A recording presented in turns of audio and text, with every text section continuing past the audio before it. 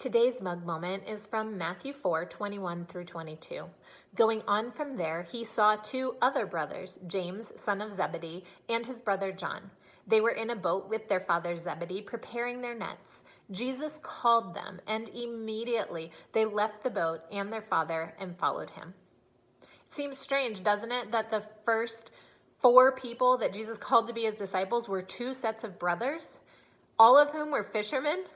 This time, Jesus encounters James and John. Just like Peter and Andrew, they're fishermen, and they were hard at work preparing their nets for the day.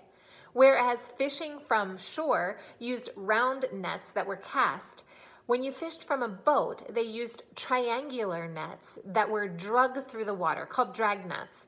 They would throw them in the water with the nets submerged. They would drag them in a pocket, catching the fish, and then dump the fish into the boat. James and John were hard at work that day, right alongside their father Zebedee. But Jesus came, and he gave them the same call he had given to Peter and Andrew. He said, "Follow me." And what did they do? They left their nets, their father, their family business, and they followed Jesus without any excuses or questions, even knowing where they were going. I find it interesting how quickly they just dropped their livelihood, their friends, their family, everything they knew, and followed this man that they knew nothing about. Jesus must have had quite a presence to make that impact so quickly.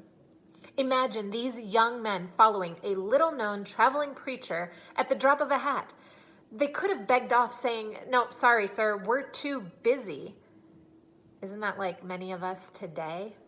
People today don't have time for God or for church. They're too busy with family and work and fun. But sometimes we get our priorities all wrong. How about you? Are you wrapped up in the wrong priorities, in things that won't last?